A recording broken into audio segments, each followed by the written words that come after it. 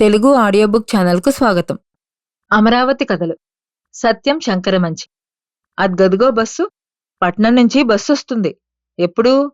ఇయాళే 12 గంటల వేళ. ఓలమ్మ బస్సే? ఇంజన్ బస్సా?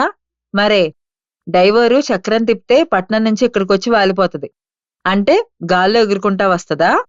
నేల మీదే పరిగెత్తుతది, కాని గాల్లో ఎగిరినట్టుంటది. ఓలమ్మ బస్సొస్తుందేవ్. ఓరయ్యా ఇంజన్ బస్సు రోవ్. పట్నం నుంచి బస్సు వస్తుందన్న వార్త చిచ్చులా నిమిషాల మీద ఊరంతా పాకిపోయింది. నీలాటి రేవులో ఇదే చర్చ. మహాలక్ష్మమ్మవారి చెట్టు దగ్గర, పల్లపీదిలో, మిట్టమీద, గొల్లపాలెం, సాలపేట అంతా రాబోయే బస్సు గురించే కబుర్లు. ఈ వార్త పొలాలకు కూడా పాకింది. ఊరంతా అట్టుడికినట్టుడికిపోతోంది. బస్సొస్తుంది, బస్సొస్తుంది. చింతల చెట్టు రేవులో బట్టలు తుక్కోడానికొచ్చిన ఆడవాళ్లు కచ్చా పచ్చాగా తడిగుడ్డలతో గబగబా ఇళ్లకెళ్లిపోయారు. చాకలాళ్లు ఆ రోజు రేవు కట్టేశారు. సాలపేటలో మగ్గాలు ఆగిపోయాయి. రేవు పడవకి జనం లేరు. పిల్లలు బళ్ళెగ్గొట్టేశారు. పొలాల మీద కూలిజనం పన్లాపేసి పరిగెత్తుకొచ్చారు. ఇళ్లల్లో ఆడవాళ్లు వంటలు ఆదరాబాదరాగా చేసి అన్నాలు పెట్టేశారు. పిల్లలు నా కొత్తలాగు ఎక్కడే, నా పట్టుపరికిని ఇవ్వవే అంటున్నారు. పెద్దలు చలవ పంచలు తీసి కట్టారు.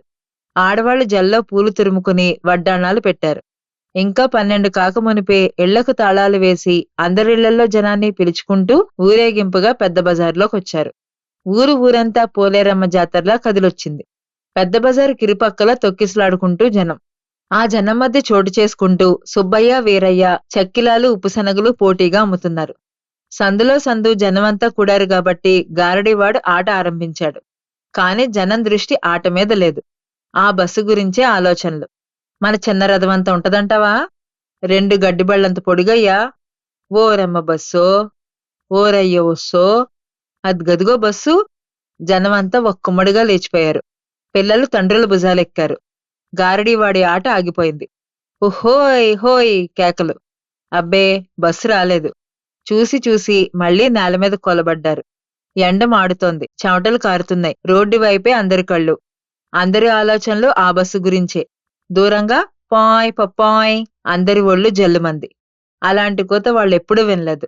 దిగ్గున లేచి నుంచున్నారు పసిపిల్లలు బాలాది. పాయ్ పప్పాయ్ ఆ కూత మరీ దగ్గరికొచ్చింది.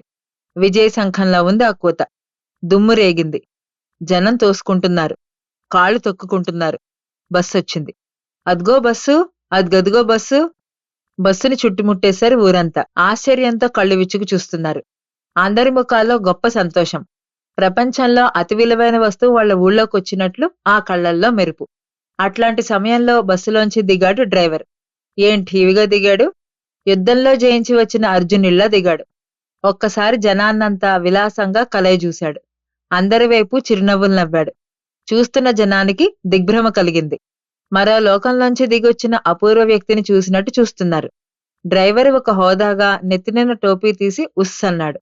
చూస్తున్న జనం కుతకుతలాడిపోయారు. పక్కనున్న వాళ్ల ఉత్తరీయాలతో అతని చెమట అద్దారు. పిల్లలు అతని కాకి యూనిఫామ్ తాకి అబ్బో అని తలబోతున్నారు.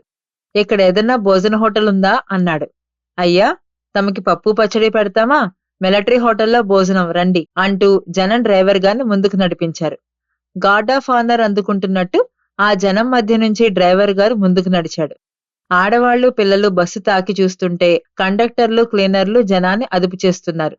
పిల్లలు బస్సులో ఒక్కసారి కూర్చున్నందుకు క్లీనర్ దమ్మిడి దమ్మిడి వసూలు చేస్తున్నాడు. ఆ ఊళ్ళో ఇంతటి ఆనందోత్సవంలో పాలు పంచుకోనివాడు ఒక్కడే. అతను జట్కా సాయిబు. పక్క సందులో జట్కా నిలబెట్టి ఈ జాతరంతా చూస్తున్నాడు. ఆ డ్రైవర్ గాడి పోస్ట్ చూస్తున్నాడు. అతనికి కడుపు మండిపోతుంది. ఇక రేపటి నుంచి తన జట్కా ఎవరూ ఎక్కరు. నిన్నటిదాకా లాంఫారం నుంచి, అడ్రోడ్ నుంచి, ఎండ్రాయ్ నుంచి జట్కా కట్టి జామ్ అంటూ ఉరుకుల పరుగుల మీద వచ్చేసేవాడు. పెళ్లిళ్లకి తన జట్కా, పేరంటాలకు తన జట్కా, మోతుబరులకు తన జట్కా. పోయింది. ఆ భోగం పోయింది. జట్కా సాహిబుకి దుఃఖం గొంతులోకొచ్చింది. బస్సు దగ్గర జనం ఎక్కువ లేరు. సందులోంచి జట్కా ముందుకు నడిపాడు. బస్సు పక్క నుంచి జట్కా పోనిస్తూ చలోరే బేటా చెల్ అని చండ్రకోలతో బస్సు మీద ఒక్క పీకు పీకాడు. ఆ మోతకి ముసలి గుర్రం చెంగున ఎగిరి పరిగెత్తింది. మా ఛానల్ గనక మీకు నచ్చినట్లయితే లైక్ చేయండి, షేర్ చేయండి, సబ్స్క్రైబ్ చేయండి.